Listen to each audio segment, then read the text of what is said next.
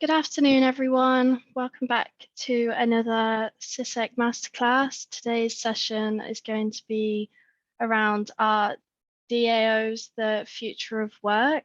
I'll just give it a couple more seconds to start letting people join before I'll just run you through our house rules. So just a reminder of our house rules, you will be muted throughout the duration of the webinar, but please do put any questions that you have through to us using the chat function. Hopefully you won't experience any issues today, but if you did, please email support@ciisec.org and I'm sure someone will be able to help you. And then welcome to the few people that are still joining. This session will be recorded, so you will be able to catch up after. And I'll hand you over now to our host for this session, which is Richard Cornell, who has spent 28 years in IT and the last 10 as an information security manager. He is also the CIISec Community Hub leader for the West Midlands. So over to you, Richard. Thank you very much, Jazz, and welcome everybody who's joined us on this somewhat chilly Wednesday lunchtime. So as Jazz said, today's discussion is about distributed autonomous organizations. So before we get into that, I'll just run through a few things. So as Jazz said, I'm the chair of the West Midlands Hub for CIISec. If anybody is from the West Midlands region or thereabouts, then please feel free to join us. We've got a LinkedIn group, and we have some other sessions that are specifically focused around the West Midlands during the year. So as you can see, I'm also involved in the neurodiversity group in BCS. So if anybody's interested in that, please get in touch. And also I do apprenticeship assessments. So if anybody's interested in being an assessor for apprenticeships or wants to know a bit more about that, then you can get hold of me at that address there or catch up with me on LinkedIn. So just a quick word about CIISec. If you're not a member already, there are different routes into CIISec. We offer the student and affiliate entry points. There's also associate member and fellow, as you can see there. We also have corporate and academic partnerships as well. So if you're interested in joining, then please go and visit the CIISec website, or you get in touch with us that way. So over today's business, I would like to introduce you to Ram, who is also known as Neon Damon. I hope I've pronounced that correctly. I'm sure you'll sort that out in a moment. And in a moment, Ram will explain what that means and why that's relevant. As you can see, Ram's also a PhD from University of Plymouth and has formerly worked for Kaspersky Labs. So it looks to be a very interesting conversation this afternoon. As Jazz said, if you've got any questions as Ram is talking through his presentation, then please put them in the Q&A section in Zoom, and I'll catch up with Ram and go through those towards the end. So, are decentralized autonomous organizations the future of work? Over to Ram to help us answer that question. Okay, thanks, Richard. Let me share my screen first.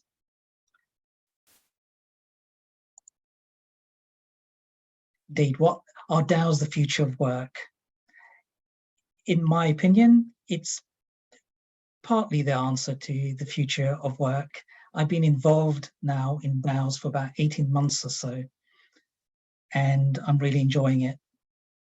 But what we'll do, we'll start with talking about what actually DAOs mean. Decentralized autonomous organization. And it was actually first coined in 2014 by Vitalik Buterin, which some of the viewers here will know he's the founder of the Ethereum blockchain. And blockchain is what powers decentralized autonomous organization. He envisaged a world where automation is at the center, humans at the edges. So most things are run using code, and only the things that could not be automated, you will have humans for. And before we go on to why that's important, the technology that enables this is blockchain. And a blockchain is decentralized and distributed digital ledger. So essentially, it's a database which is freely available to anybody who has an internet connection and a device. And some blockchains, for example, like Bitcoin, it's just recording transactions and transfers of Bitcoin from one place to another. But Vitalik, with Ethereum, introduced the concept of smart contracts. So it doesn't have to be just financial transactions. It can be anything that you could put into agreement and enforce by code. For example, if Richard said, hey, he really likes this idea of DAOs and really likes this talk, and if there's 100 people watching this, he will give me £10,000. Now, I don't need to trust Richard if we're using the blockchain. So what he can do is put £10,000 in a contract, and if there's 1,000 viewers watching this, he will give me, it will automatically give me £10,000. The issue will become, how do you put this offline information onto the blockchain? And we'll come to that later on. Essentially, this is what DAOs do. You have everything run using these smart contracts, and then you've got the humans at the edges. Now, if I go on, try and compare it between traditional organization. By the way, this table was done by Dr. Lisa Woken, who's from Talent DAO, and I will show you their DAO in a little while. But we'll go through some of the important aspects here of the differences between a traditional organization and a DAO. The first part, obviously, is the decentralized nature of the structure. It's very flat. You don't have bosses and employees as such. When you first start the DAO, obviously, you have certain founders that will create the rules and the governance procedure. But after that, it's all governed through the code. The other thing to realize about DAOs, they are global to start off with. You can join from anywhere around the world, and it's a very low cost to join. You just need an internet connection and a device to access the internet, and you are able to contribute to DAOs. So in that sense, it's highly distributed around the world. My own DAO, the Superman DAO, we have people from Asia, from Africa, from Europe, from the Americas. It's pretty much a global enterprise, and that's at the start. And the other thing is a very democratic process in the DAO. As long as you are showing up and doing work, and you get a reputation for doing work, then there's nobody assigning you. You don't have a boss that tells you, hey, come and do this. So you opt into roles.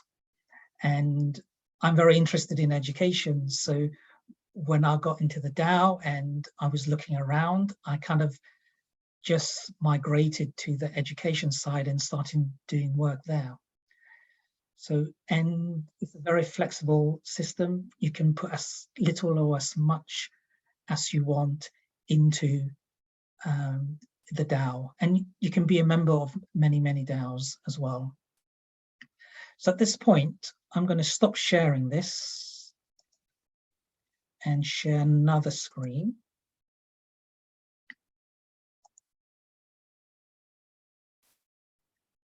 Now, most DAOs use Discord.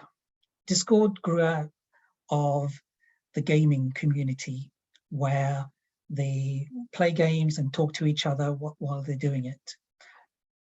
A lot of DAOs, a lot of blockchain projects are using Discord as their main place where they communicate with each other, have discussions, have community calls, meetings, and go through all the work here. The first thing I want to say, though, is because there are literally thousands of people and millions of dollars involved in this space already, of course, the cyber criminals, the scammers have come in. They like pickpockets. They just follow where the money is. And pretty much on a daily basis. And this morning, I received 2 kind of messages talking about to join the servers, to get information about new tokens. And also, I keep winning these things. Which one is this? I think, oh no, it was this one here. Normally I delete these, but I thought I'd save them up to show you that it's a place which is rife with hacks and scams, and you have to be really careful. And part of my education part of the DAO is actually to inform, educate people about not to fall for these things. And it's very typical how other phishing works. It works on our curiosity, our fear, and in this particular case, greed. So they use the same psychological approaches and they just cloak it in a different way. So security is a very big issue in DAOs and in the crypto in general. That pretty much every week there are hacks and there's scams going on all the time. So you need to be really wary. As you can see, I've joined quite a lot of DAOs. Not all of them operate as DAOs. For example, we choose one here. Okay, yeah, Virtua.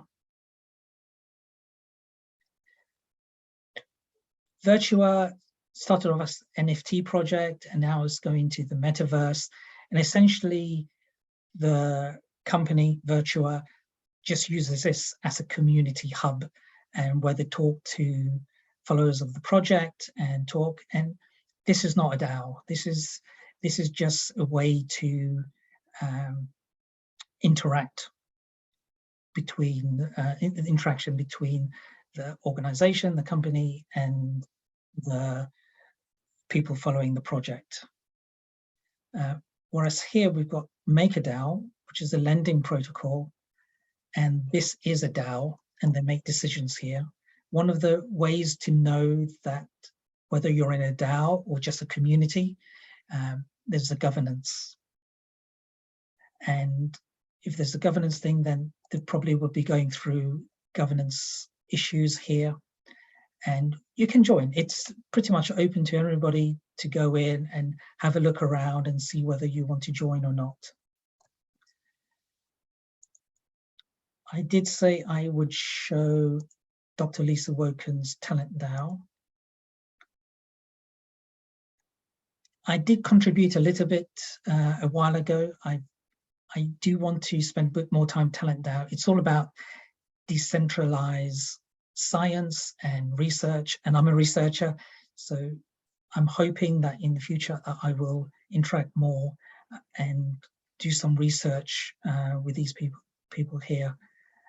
And there's also decentralized publishing, where people are getting together to publish articles and so forth. Pretty much anything you can think of in the traditional organization can be done here. And I would say especially for a single cause. For example, one of the first DAOs was Constitution DAO, and they raise just under $50 million in a week from thousands of contributors to, there was an auction in America, one of the original letters of the US Constitution papers, documents were coming under the hammer. Unfortunately, they didn't get it. They were outbid by a hedge fund manager or something, if I remember rightly. But that just shows you that you can raise a lot of money in a short space of time for single causes. But also you can use it for charitable work, if you're an NGO or a traditional organization that you want to actually get other kind of projects off the ground. So there's a multitude of different ways that you can interact with DAOs and for different things. The other one I was going to show you is White Hat DAO, and it's for security professionals. And again, it's one that I wanted to be in, but I don't interact with that often. Hopefully in the future I will do, because security research is one of my main things. I'm spending most of my time now with a project called UMA, which is Universal Market Access, and it uses an optimistic oracle, trying to bring offline information onto the blockchain in an optimistic way. And I'll go through that in a while. And we, the superhumans, are like the evangelists, and we'll go out to other projects explaining what the protocol does and how they can get involved in the project. And here is where we do most of our work, where I spend most of my time. And we have several different teams. One of the things I will say here is we started in January, and in hindsight, I think we over-engineered everything. If you wanted to start a DAO tomorrow, I would suggest to start simple and then iterate and evolve. We tried to think of everything and we over-engineered it. And we're now going through a process saying, hey, let's try and simplify everything, not create extra work that we don't actually need to. Another place that I go to quite often is Across Protocol, which is a sister project. And there are many blockchains out there, and sometimes you want to move some tokens, some funds from one place to another place. And this is like a bridging protocol where you can do this. So this is where I spend most of my time. Now, when we have to make decisions and do governance things, it's not just here, not just in Discord that we use it. So I'm going to stop sharing that and show you some of the DAO tools that help us. I'm going to share my screen again.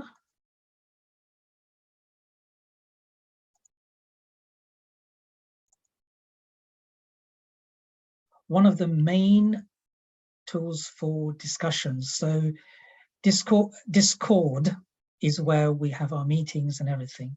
But when we want to make a proposal to the DAO, we usually do it on the discourse forum.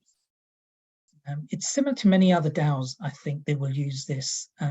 Some have their own implementation of their own version of forums, but discourse is fairly popular.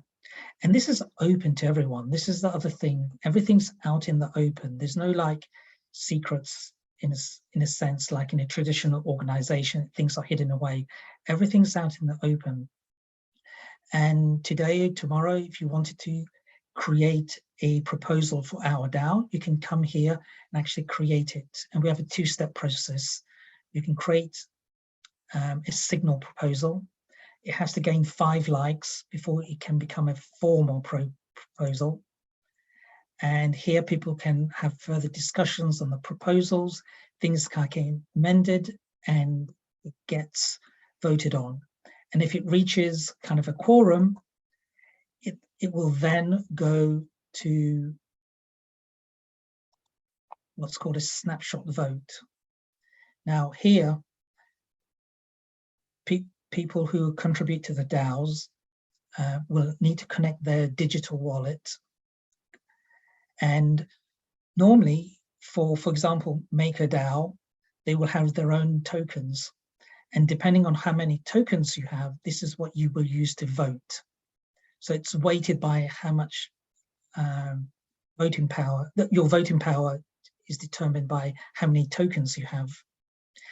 Now, for example, if you started a DAO and you awarded yourself 51% of the tokens for your DAO, then pretty much any proposal that comes along, you will have the majority thing. And maybe at the beginning, that's good, but the whole point of this is to decentralize things. So in our DAO, we don't actually have a token. So what we use is NFTs. And a lot of people think NFTs are just like JPEGs, you know, but essentially NFTs are digital assets on the blockchain. And we use NFT voting for our DAO. And it's on 3 levels. So the basic one is worth 1, and the next NFT is 10, and then if you're at the highest tier, it's worth 20. So it's our voting is done using these NFTs. And I was telling you that we're trying to simplify our structure in the DAO, and this is part of the proposal which has gone through now, and we can then implement it. Right, try to get to the next.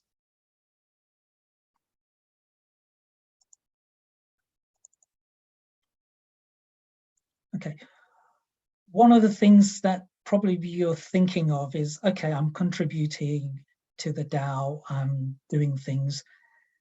How do I get compensated?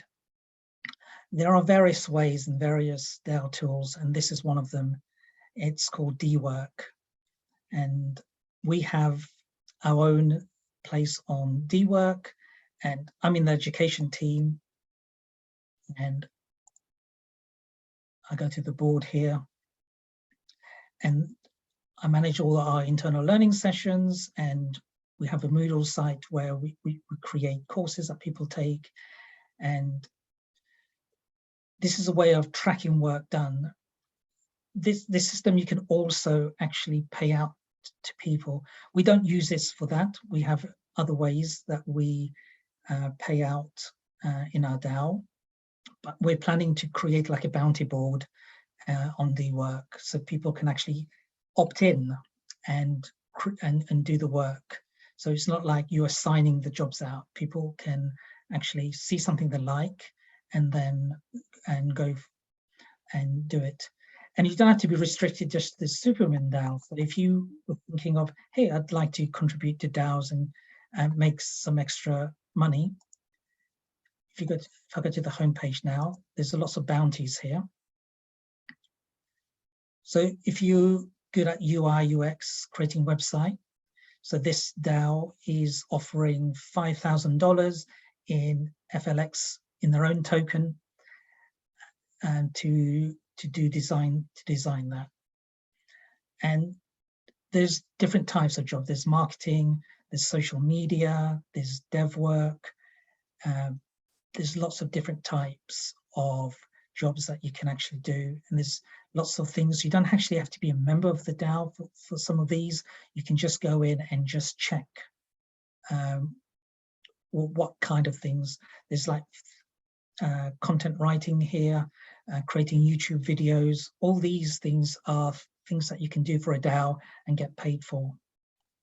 DAOs themselves can look for grants. So for our DAO, because we're so focused on education, I think we will try to start looking for some grants that will give us the opportunity to create some education content and earn something for the DAO in that way as well. Now,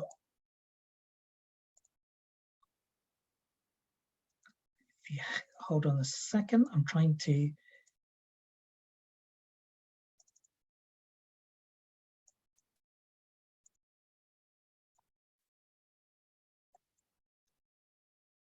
the controls are in my way to try and flick to another. Okay, that's better.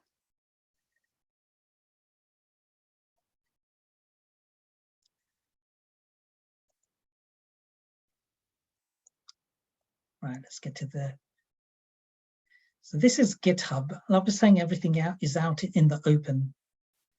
And with GitHub, it's used for software development and version control, but it's also for document control as well. So our design principles are in here.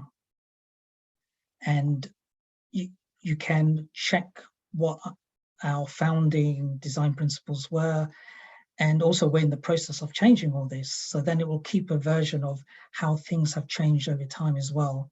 And again, it's all out in the open and people can go and check it. And let's try and go into another one.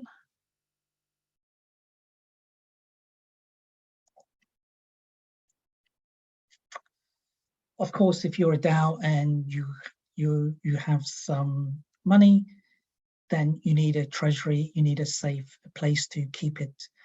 And one of the most popular tools is Gnosis safes. This is because you can create a safe for the DAO and have it to be a multi-sig. So you can have like a 5 of 7 or 7 of 9 if it needs to be really secure, or for everyday use, maybe a 3 of 5. So you need 3 people to sign it with their digital wallet before any transactions can make. That way, no one controls it by themselves. So it's just a way to manage a safe, especially because a lot of people working in DAOs use their own crypto name. For example, I use Neon Demon as my avatar on there. So people know me as Neon Demon, but because of blockchain, because of the whole permissionless way this works, you don't need to trust people as such. You just need to trust the system, the blockchain itself.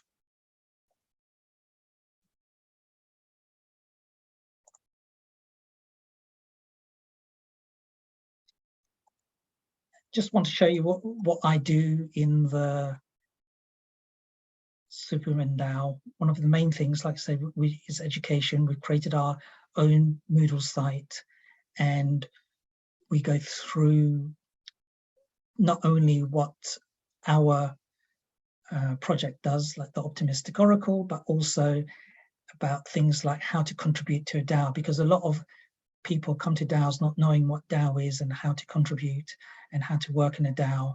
So we create content here and like short little courses. They mostly take like 20-30 minutes to do. So it doesn't take too long. And these are put into on YouTube, and I'll say we do our internal learning sessions, and you can come and find some of the sessions here. It's the one about positive communication is really about how to talk to each other in a DAO. Also, because of the cross-cultural nature, I was saying the whole it's a global enterprise. Then we've done things on like cross-cultural communications, and some are more technical, others are less. We've got Lisa Woken. She did one on decentralized leadership. So even though it's a decentralized system, a democratic system, you still need leadership. And lastly, what I was going to show you, and this goes back to the question that or the contract that I hypothetically created with Richard about he would give me £10,000 if there was 1,000 viewers here. And how do you get this on the blockchain? So the optimistic oracle works that you can create a smart contract and you can ask it any question.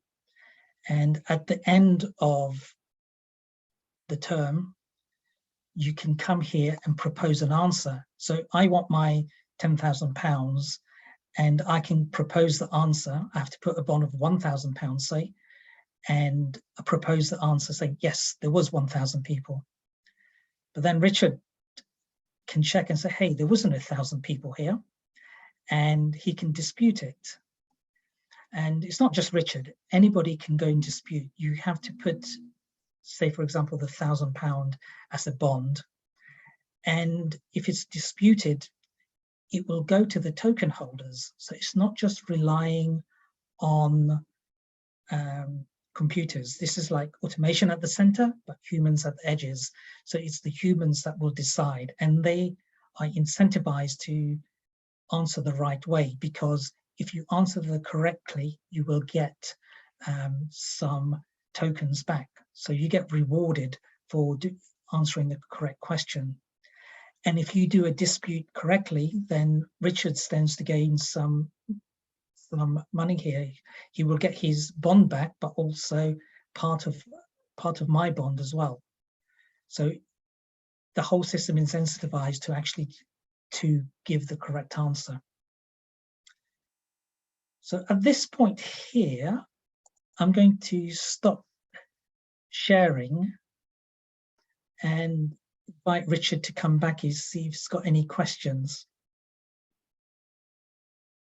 Thank you very much, Ram. It's fascinating stuff, and it's interesting to see how it's been put into practice, because it's all very well kind of reading about something that's a bit ephemeral and theoretical, but to actually see somebody using it in anger is really good. So thank you for the demonstration as well. Sure, it was quite fast going through lots of things, and when you first start, it's good to take your time. It took me like 3 months to just orient myself into this kind of way of working. Maybe some people are there really quickly and really fast, but for me, when I got into this, it took me a long time to get going, really, and it does take time. And it's kind of a change in the way you work as well. So my first question is, it strikes me that there are a lot of different tools that you need to get to grips with. Some of them you may have used before for other purposes, like Discord, and some of them might be new, and you know, so you've created some courses on how to understand. Does that extend to how to use the various tools that are required? Yes, indeed. The Discord was new to me. I'm not a gamer, so I didn't really know Discord, and it took me some time to learn how to use Discord, and I'm still learning, I think. And so technology is a barrier to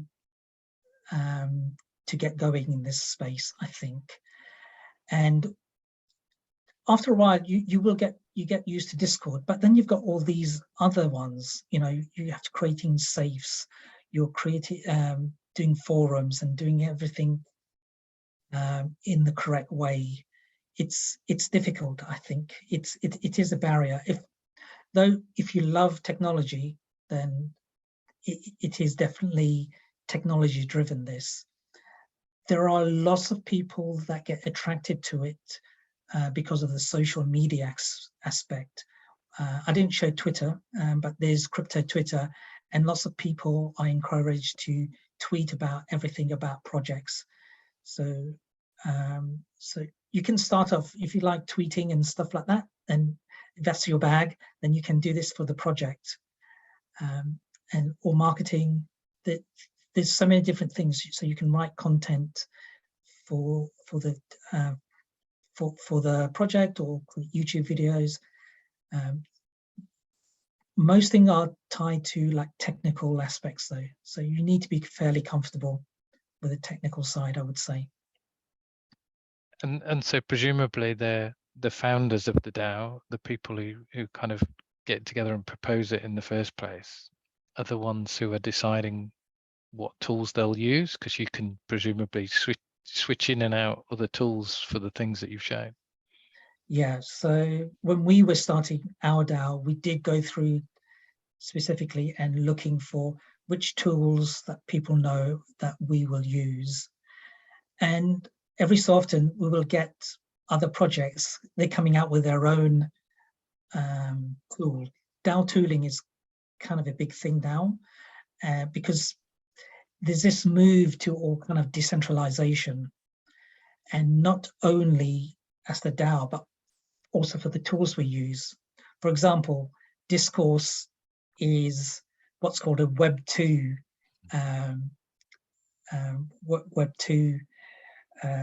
technology, because it's just a forum, it's a discussion. It doesn't run on the blockchain. So this is what, when we're talking about Web 3 now, people might start hearing more about Web 3. It's all to do with who owns the project, or who owns the platform. For example, Facebook, Twitter, they're all seen as Web 2 because there's a central entity, a centralized entity that owns it. In the future, what people are wanting, it's like a utopian kind of way of thinking about it. They want everything to be decentralized. So the platform is decentralized. So then it will become censorship resistant, or that's the hope. So there's no one entity that will control this platform. So you can't have the UK government or the US government say, hey, you need to shut down, because they will just hold their hand up and says, you can't. It runs everywhere. It's completely decentralized. And this is like what Bitcoin and Ethereum are. That it's a decentralized system. There's no one country that can just stop it and block it.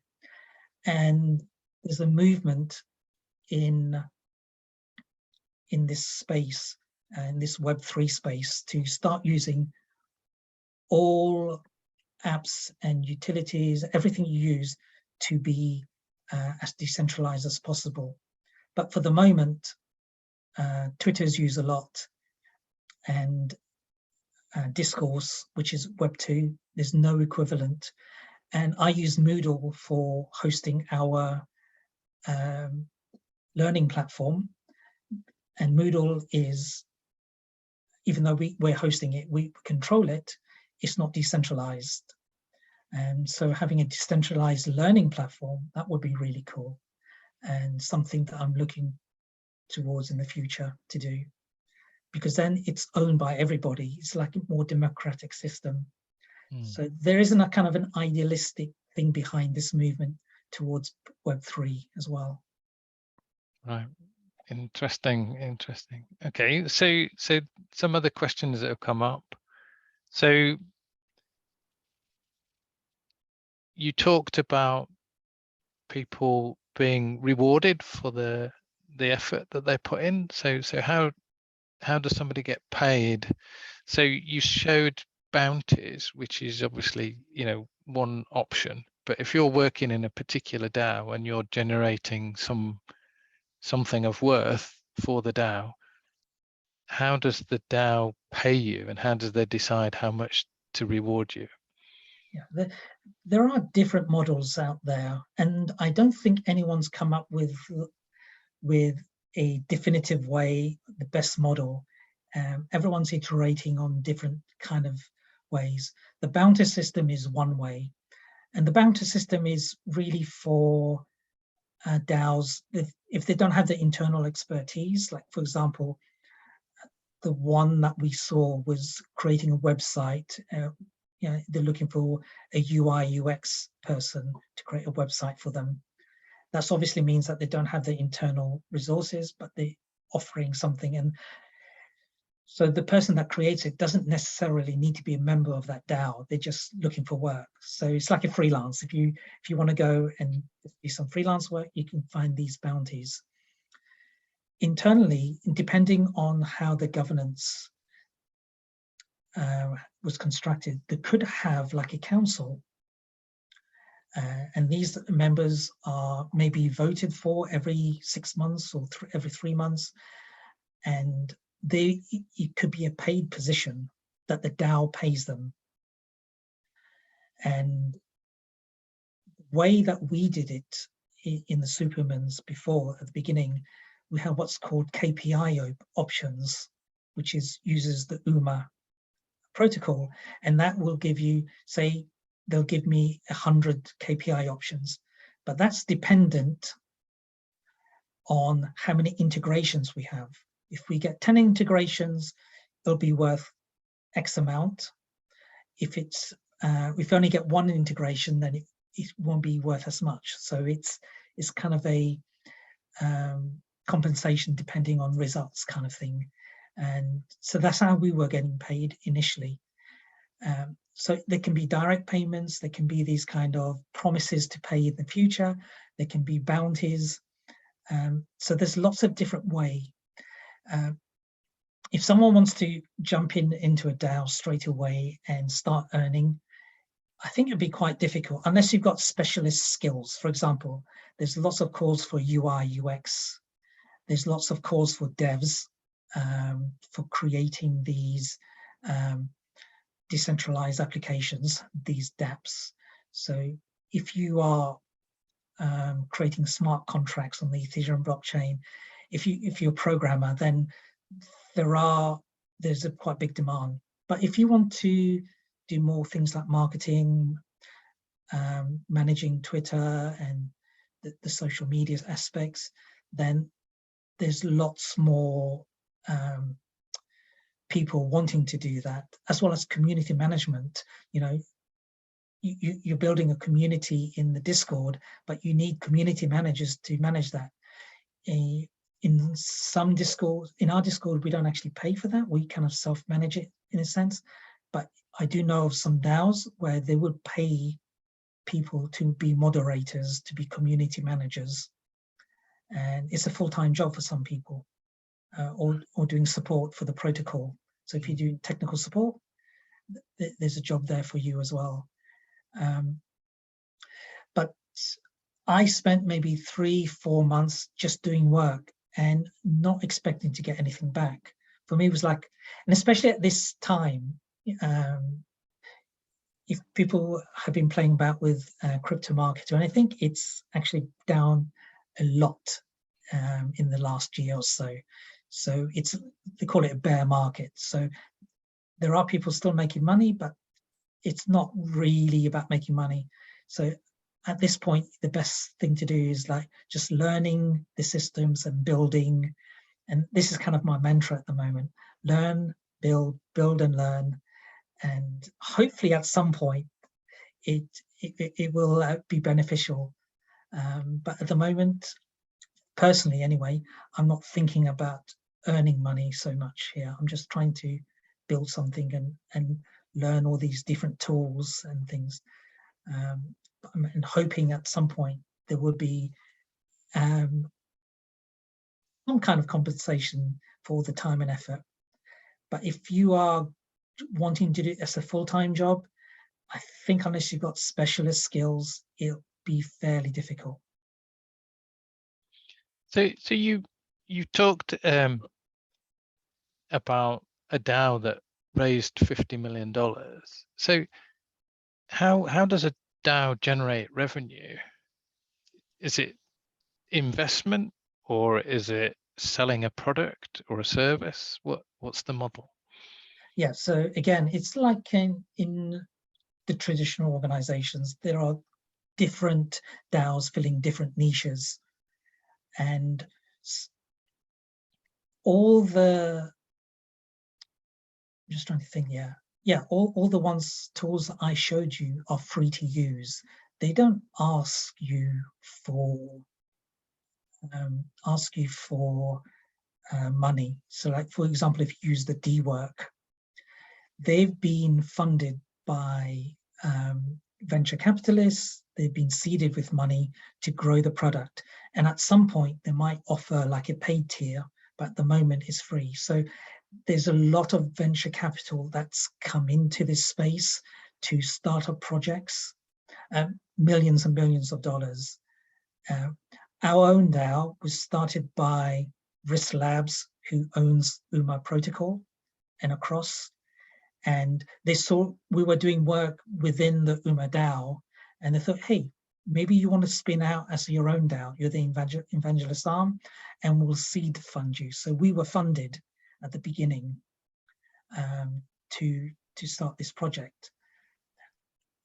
For some DAOs, though, like MakerDAO, it's a DeFi, so decentralized finance lending platform. So they earn fees from creating these products where people can borrow and lend money. Now, these are called AMMs, automated market makers. Essentially what that means is you and I can be banks. So normally if you want to borrow some money, you go to the bank and ask for a loan. Here what you do, you go to these decentralized exchanges, and you can actually borrow money from other people who have lent the money, and you pay back a fee, and they will earn rewards for lending the money. So you're essentially taking the people in the middle, the banks, out of it, and it's kind of a way where you lending and borrowing directly with other people. And the protocol, in this case MakerDAO, they will get a fee from that, and they will make money by providing this service for people. But there's lots of ways to do it, and there's some organizations that are offering grants, so you can go and look for grants for doing certain projects as well. It's very similar to how organizations get going in the, I want to say real economy, but for me this is real. We keep trying to say in the real world, but this is my part of my real world now. So yeah. Okay. So we've got some questions about the security of all of this, which you've alluded to already. So I'll come back to that. But I just wanted to ask about, I'm intrigued about the legality of a DAO, and how is the DAO liable and held accountable for what it does? What's the legal status of DAOs? That is an awesome question, because it's a gray area at the moment. DAOs are new, and I think governments and authorities are having a hard time to work out the legal implications of DAOs. DAOs are thinking about this already. In our DAO, it's slightly different because we have a parent, which is a real company, the one that seeded us, RISC Labs. So they have their own lawyers and everything, and hopefully they will come to our rescue if there was any issue. There are some organizations that in America have created them like a legal wrapper around them, LLC. There's some that gone to the Marshall Islands, Cayman Islands, kind of these offshore entities, and created like a legal, trying to create a legal wrapper from them. There's an interesting case at the moment. We're talking about lending protocols. There's one called Uki, and they've got in trouble, or the founders originally got in trouble in America with something Futures Commission, I think, CFTC, and they've gone after the founders, but not only gone after the founders of this protocol for not registering a security for trading.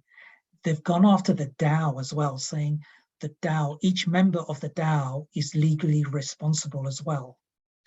Now, it'll be interesting to see how that plays out, because there's a lot of pushback at this, because it's not the DAO itself that caused this issue, but the Commission's argument is that the DAO is like the governance for this protocol.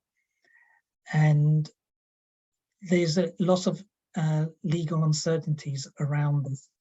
Sure, as with the regulation, with the cryptocurrency, it will follow, because it's now not just $1 million industry, it's like $1 billion industry. And there will be legal implications. And I think we're going to have to get a few cases under our belts. One thing is not exactly to do with DAOs, but I don't know if you heard about Tornado Cash. Tornado Cash is a way where people can use this protocol, and essentially you use one address, it goes there and it mixes it, and then it comes out somewhere else and you can't trace it. Right. And the Americans went after Tornado Cash, saying this was being used for illegal things. Now, the issue that this is code, and code is supposed to be protected by free speech in America. And there's a DAO that's been has raised money to try and defend this, because whether the code, the Tornado Cash, whether the US government actually did this in the right way.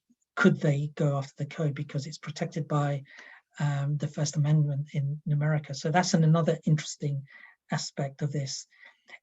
We're dealing with lots of gray areas, and I think it will take a few years to get around this.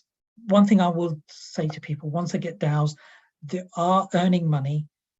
And if they're earning money, that you do have tax implications. So you should record everything and pay your proper taxes. So it's not a way to get around not paying taxes. Yes, who do you pay them to though? So if it's a truly distributed global organization. Yeah, so every member is responsible for their own country. So for me here, it'll be the HMRC. I haven't earned enough money to pay tax yet, so that will be hopefully something in the future that I have to worry about. Sure. Okay. So we've just got a few minutes left. So let's talk. We must talk about the security implications. So you've described the inevitable social engineering aspect to it. Wherever there's money, people will follow it, and they will try and con people out of the money. But presumably, these platforms are also susceptible to being hacked and the cryptocurrency stolen. So that's no different to other, what's happening elsewhere. So what is the DAO community trying to do to address the security concerns? Yeah, it's a major issue, and a lot of people joining these DAOs, they're not really tech savvy so much. They might be good at Twitter or social media, YouTube, TikTok, and things like that. But learning how to use Discord and protecting themselves, and you're learning new kind of technologies and new apps, that's bring increased vectors for getting scammed. And it is a big issue, and I don't think we're anywhere near solving it.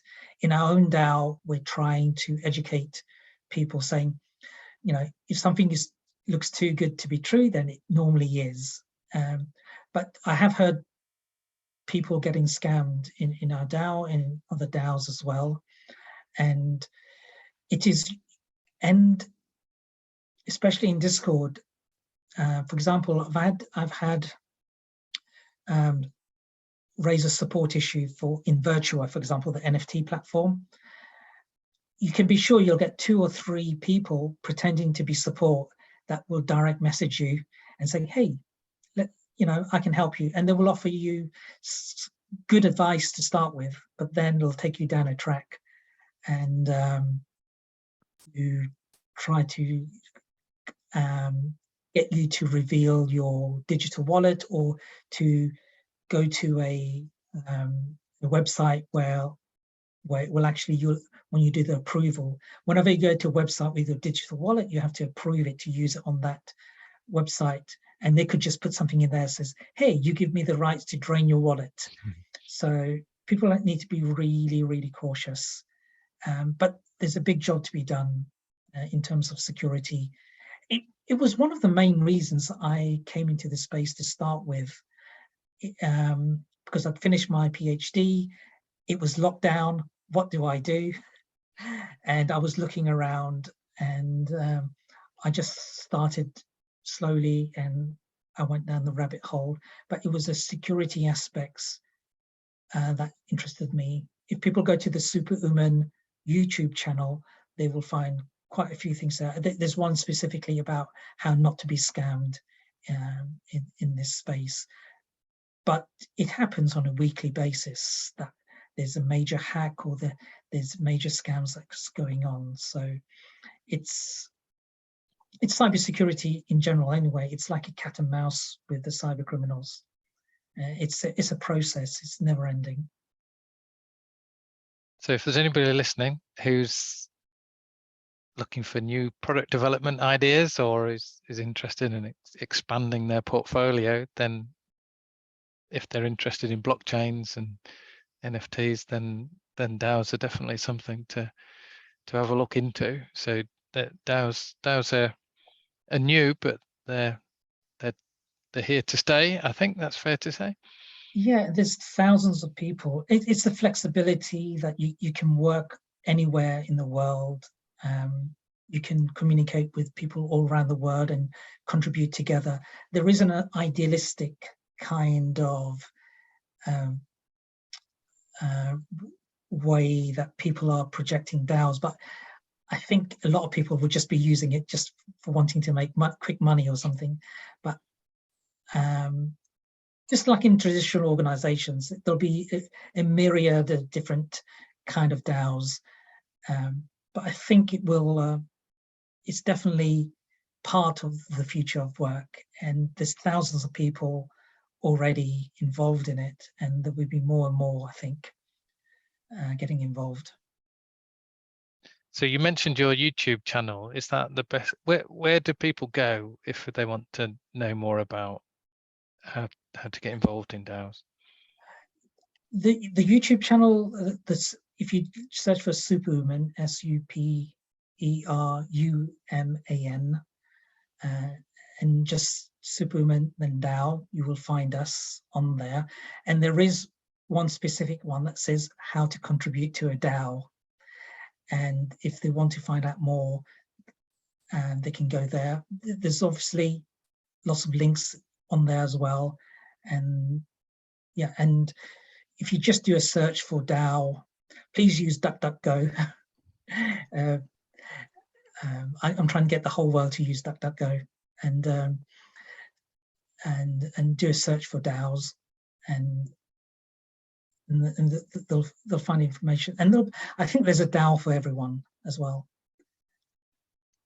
Okay, lovely, thank you. So thank you very much for that, Ram. It's a fascinating topic. I could talk to you for the rest of the day about it, and unfortunately we're running out of time. I'm just going to share one